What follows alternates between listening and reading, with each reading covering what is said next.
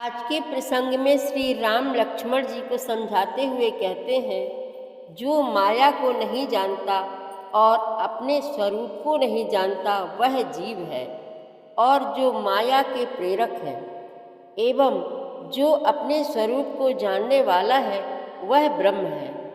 धर्म से ज्ञान होता है और ज्ञान से वैराग्य होता है एवं वैराग्य से मोक्ष प्राप्त होता है। प्रभु कहते हैं, जीव भक्ति से मुझे प्राप्त होता है और आसानी से उसे ज्ञान और वैराग्य दोनों ही प्राप्त हो जाते हैं, जिससे मनुष्य मोक्ष को प्राप्त कर लेता है। हे लक्ष्मण, भक्ति शिरोमणि है और आसान है। यह तभी प्राप्त होती है जब संत अनुकूल होते हैं। भक्ति से जीव मुझे आसानी से प्राप्त कर लेता है। बस उसे धर्मानुसार ब्राह्मणों से प्रेम और अपने अपने वर्ण के अनुसार कार्य करने चाहिए और प्रेम सहित मेरी भक्ति करनी चाहिए।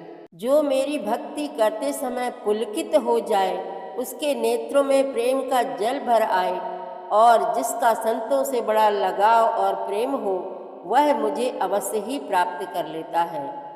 जो मन वचन और कर्म से मेरा ही गुणगान करता है, ऐसे जीव के हृदय में मैं विश्राम करता हूँ। प्रभु के ऐसे वचन सुनकर लक्ष्मण जी को अत्यंत सुख हुआ। उन्होंने श्री राम के चरणों में सिर नवाया। इस प्रकार ज्ञान, वैराग्य, ईश्वर, मोक्ष की बातें करते हुए कुछ दिन बीत गए। एक दिन शूर्पणखा, जो रावण की बहन थी, विचरती हुई पंचवटी पहुंची। वह अति दुष्ट, अंदर से सर्पणी और भयंकर स्वभाव वाली थी।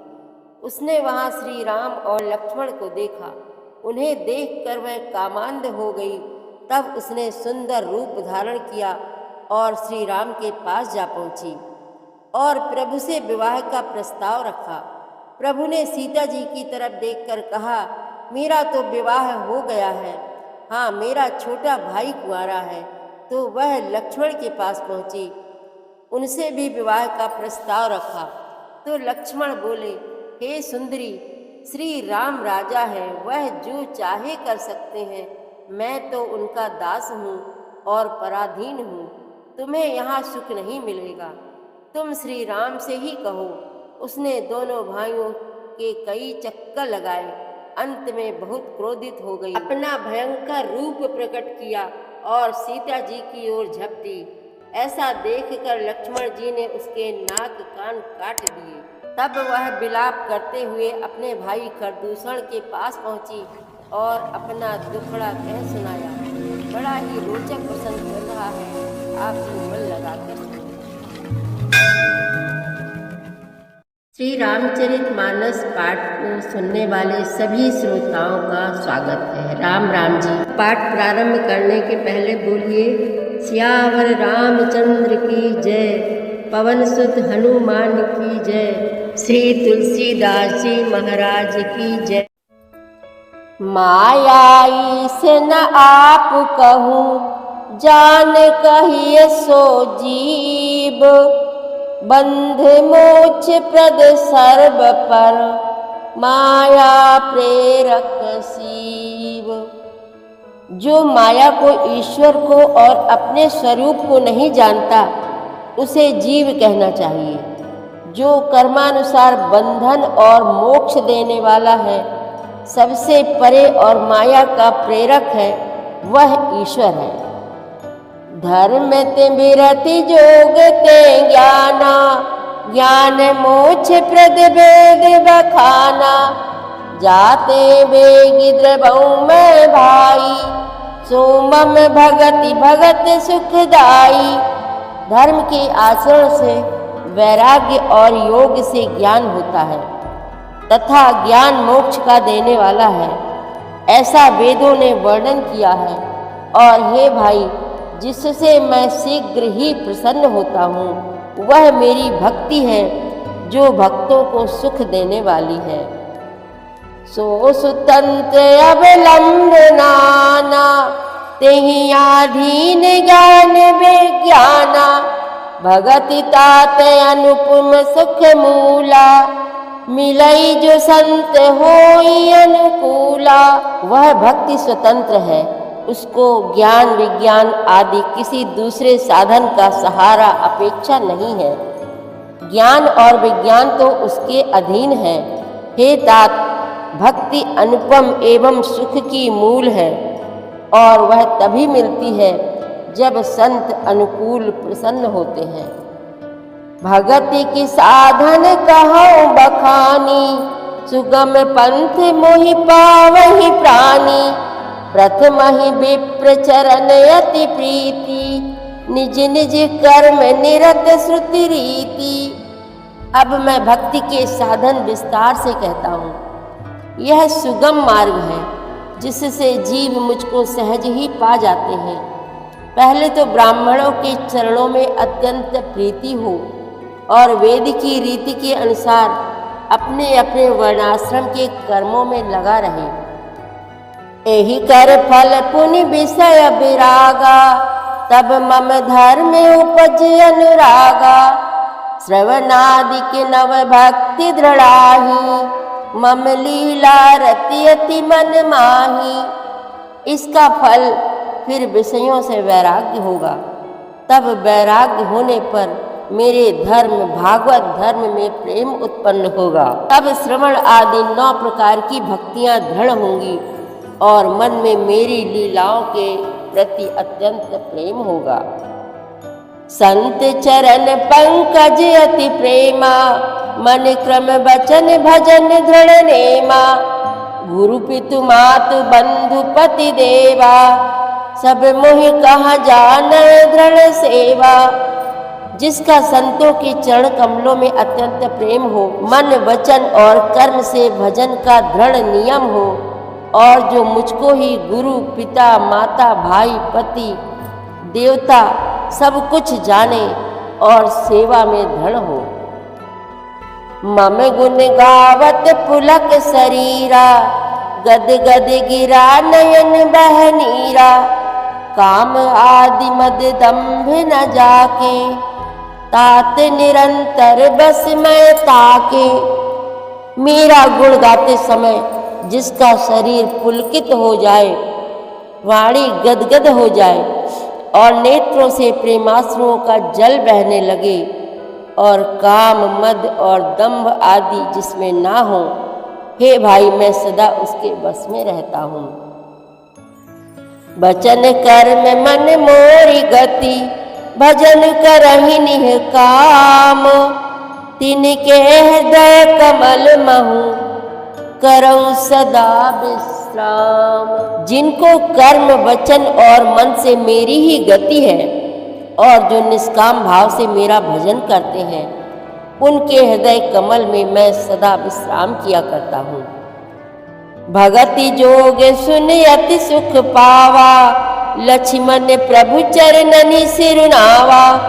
यही विधि गए कछुक दिन बीती, कहत विराग ज्ञान गुण नीति। इस भक्ति योग को सुनकर लक्ष्मण जी ने अत्यंत सुख पाया और उन्होंने प्रभु श्री रामचंद्र जी के चरणों में सिर नवाया।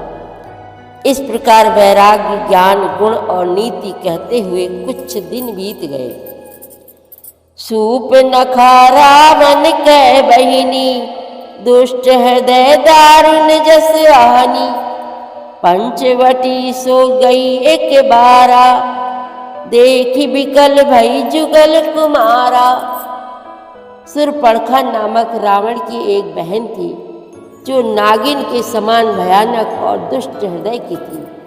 वह एक बार पंचवटी में गई और दोनों राजकुमारों को देखकर विकल काम से पीड़ित हो गई। भ्राता पिता पुत्र उर्गारी, पुरुष मनोहर निरखत नारी। होई विकल सक मन ही न रोकी, जिमि रवि मनि द्रव रवि ही बिलोकी। काकभूषुंड जी कहते हैं, हे गरुण जी, शूर्पणखा जैसी राक्षसी धर्म ज्ञान शून्य कामांध स्त्री मनोहर पुरुष को देखकर चाहे वह भाई पिता पुत्र ही हो, विकल हो जाती है और मन को नहीं रोक सकती।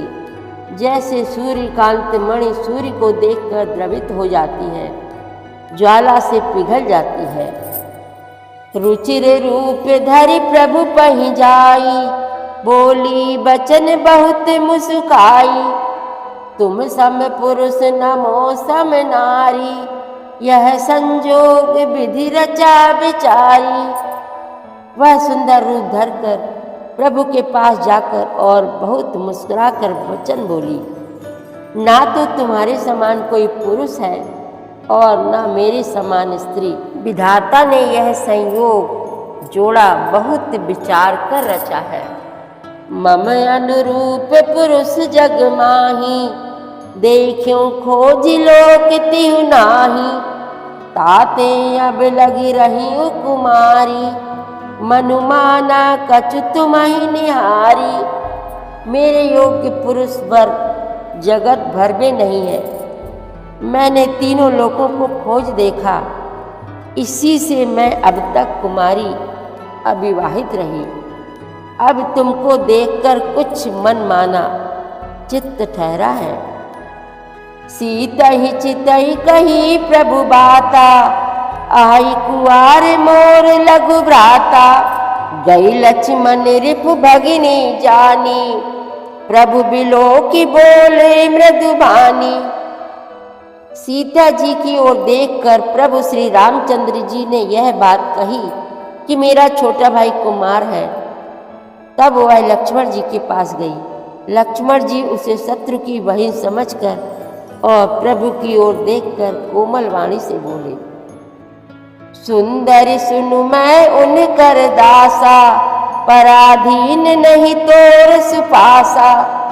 प्रभु समर्थ कौशलपुर राजा, जो कछु करहि उन्हीं सब छाजा। हे सुंदरी सुन, मैं तो उनका दास हूँ, मैं पराधीन हूँ, अतः तुम्हें सुविधा ना होगा। प्रभु समर्थ हैं, कौशलपुर के राजा हैं, वे जो कुछ करें उन्हें सब फबता है। सेवक सुख चाह मान भिखारी, व्यसनी धन शुभ गति व्यभिचारी। लोभी जसु चह चार गुमानी, नभ दुहि दूध चाहते प्राणी। सेवक सुख चाहे, भिखारी सम्मान चाहे, व्यसनी जिसे जुए शराब आदि का व्यसन हो, धन और व्यभिचारी शुभ गति चाहे, लोभी यश चाहे और अभिमानी चारों फल अर्थ धर्म काम मोक्ष चाहे, तो ये सब प्राणी आकाश को दूकर दूर लेना चाहते हैं, अर्थात असंभव बात को संभव करना चाहते हैं। पुनि फिर राम निकट सो आई, प्रभु लक्ष्मण पहि बहुरी पठाई। लक्ष्मण कहा तो ही सो बरई, जो त्रन तोरी लाज परिहरई। वह लौटकर फिर श्री राम जी के पास आई। प्रभु ने फिर उसे लक्ष्मण जी के पास भेज दिया। लक्ष्मण जी ने कहा, तुम्हें वही बरेगा जो लज्जा को तृण तोड़कर अर्थात प्रतिज्ञा करके त्याग देगा, अर्थात जो निपट निर्लज्ज होगा। तब खिसियानी राम पह गई, रूप भयंकर प्रगटत भई। सीता ही सभय देखी रघुराई, कहा अनुज सन शयन बुझाई। तब वह खिसियाई हुई क्रुद्ध होकर श्री राम जी के पास गई और उसने अपना भयंकर रूप प्रकट किया। सीता जी को भयभीत देखकर श्री रघुनाथ जी ने लक्ष्मण जी को इशारा देकर कहा, लक्ष्मण अति लाघव सो, नाक कान बिनु कीन्ही। ताके कर रावण कहा, मनौ चुनौती दीनी। लक्ष्मण जी ने बड़ी फुर्ती से उसको बिना नाक कान की कर दिया, मानो उसके हाथ रावण को चुनौती दी हो। नाक कान बिनु भई बिकरारा, जन श्रव शैल गेरु कै धारा। खर दूषण पहि गई बिल पाता, धिग धिग तब पौरुष बल भ्राता। बिना नाक कान के वह विकराल हो गई, उसके शरीर से रक्त इस प्रकार बहने लगा मानो काले पर्वत से गेरू की धार बह रही हो। वह विलाप करती हुई खरदूषण के पास गई और बोली, हे भाई, तुम्हारे पौरुष को धिक्कार है, तुम्हारे बल को धिक्कार है। तेहि पूछा सब कहे सी बुझाई, जातु धान सुन सेन बनाई। धाये निश्चर निकर बरू था, जन सपच्छ कज्जल गिर जूथा। उन्होंने पूछा, तब शूर्पणखा ने सब समझाकर कहा। सब सुनकर राक्षसों ने सेना तैयार की। राक्षस समूह झुंड के झुंड दौड़े, मानो पंखधारी काजल के पर्वतों का झुंड हो। नाना वाहन नाना कारा, नाना युध धर घोर अपारा। सूप नखा आगे कर लीनी, अशुभ रूप श्रुति नासाहिनी। वे अनेक प्रकार की सवारियों पर चढ़े हुए तथा अनेक आकार सूरतों के हैं। वे अपार हैं और अनेक प्रकार के असंख्य भयानक हथियार धारण किए हुए हैं। उन्होंने नाक कान कटी हुई अमंगल रूपणी शूर्पणखा को आगे कर लिया। असगुन अमित हो ही भयकारी, गनहीन मृत्यु विवश सब झारी। गर जहीं तर जहीं गगन उड़ाही, देख कटुक भट अति हर्षाई। अनगिनत भयंकर अपशकुन हो रहे हैं, परंतु मृत्यु के वश होने के कारण वे सब के सब उनको कुछ गिनते ही नहीं। गरजते हैं, ललकारते हैं और आकाश में उड़ते हैं। सेना देखकर योद्धा लोग बहुत ही हर्षित होते हैं। ओ कहा जियत धरहु दो भाई, धरि मारहु तिय लेहु छड़ाई। धूरी पूरी नभ मंडल रहा, राम बुलाई अनुज सन कहा। कोई कहता है दोनों भाइयों को जीता ही पकड़ लो, पकड़ कर मार डालो और स्त्री को छीन लो। आकाश मंडल धूल से भर गया। तब श्री राम जी ने लक्ष्मण जी को बुलाकर उनसे कहा, लय जानकी ही जाहु गिरि कंदर, आवा निश्चर कटक भयंकर। रहेहु सजग सुनि प्रभु कै बानी, चले सहित श्री सर धनु पानी। राक्षसों की भयानक सेना आ गई है, जानकी जी को लेकर तुम पर्वत की कंदरा में चले जाओ, सावधान रहना। प्रभु श्री रामचंद्र जी के वचन सुनकर लक्ष्मण जी हाथ में धनुष बाण लिए श्री सीता जी सहित चले। देखी राम रिपुदल चली आवा, बिहसी कठिन को दंड चढ़ावा।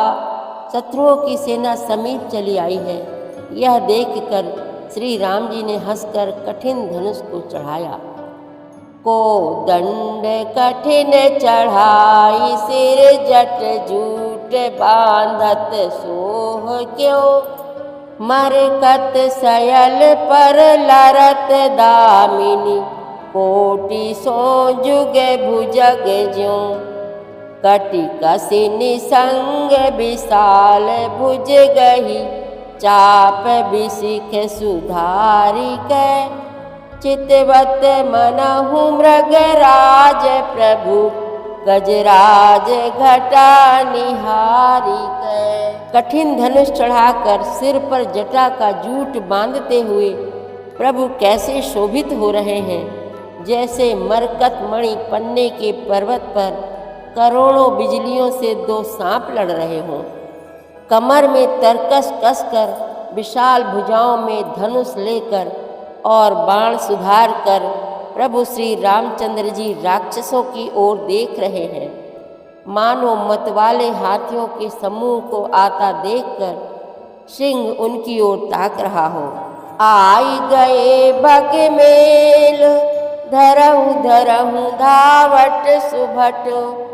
जथा बिलो की अकेल, बाल रवि घेरत दनुज।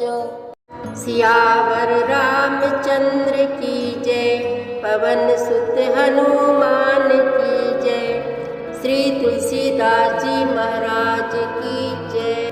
प्रतिदिन श्री रामचरितमानस पाठ में शामिल होने के लिए हमारे चैनल अपनी विरासत को सब्सक्राइब कर लीजिए और घंटी का बटन भी दबा दीजिए, जिससे रोज़ सुबह 7 बजे आपके मोबाइल में 3 दोहे रामायण पाठ के आ जाएंगे। वीडियो को ज़्यादा से ज़्यादा शेयर करके इस नए काम में भागीदार बनिए। धन्यवाद।